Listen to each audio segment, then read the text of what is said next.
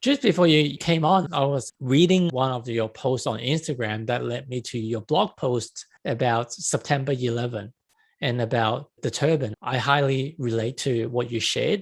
Do you want to just maybe start off with what your post was about?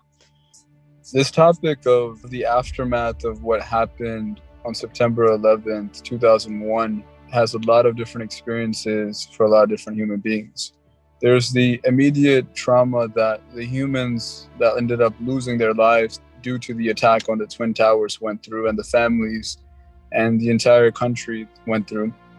But then there was also a population that was targeted systematically and also through, I guess you can say, systematic ignorance and a level of negligence when it comes to political and social responsibility.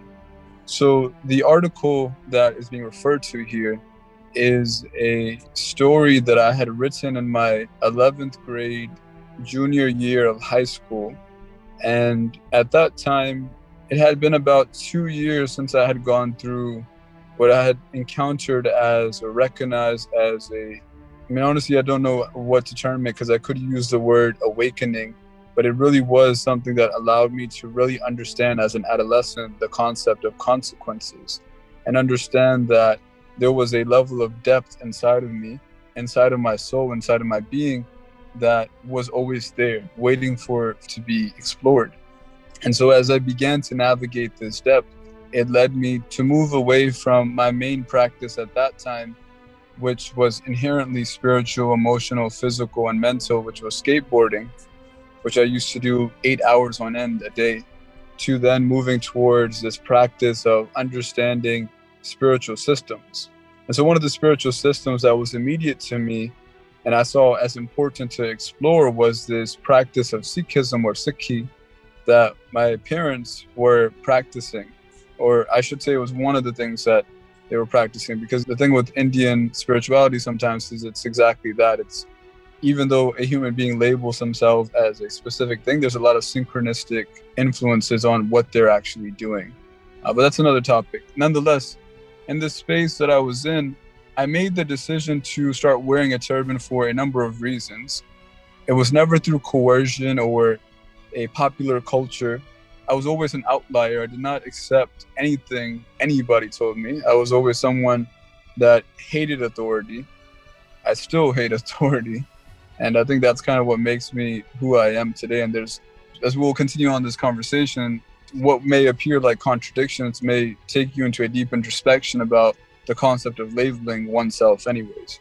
So going and returning back to this article, I was deeply triggered and hurt by noticing the high number of hate crimes that I witnessed in the US, and a large number of people that were being targeted were these visible Sikhs. Not every Sikh is someone that is wearing a turban. And for those that are not aware of what the word Sikh means student, and it is a spiritual system, which also is recognized as a religious system in Punjab, North India, but also other parts of India.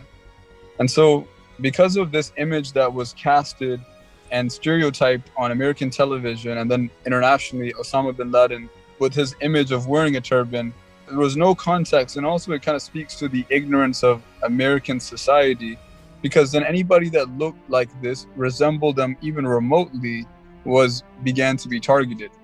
And this is nothing new in American history, because this has happened with Japanese internment in the past, which I speak in reference to the formal study of history, which I conducted in college. So in this article, I write about the experience of someone that is not wearing a turban and is watching the news and recognizing there are these crimes that are going on. But the biggest point of the article was to highlight the fact that, as the title states, turban does not mean terrorist.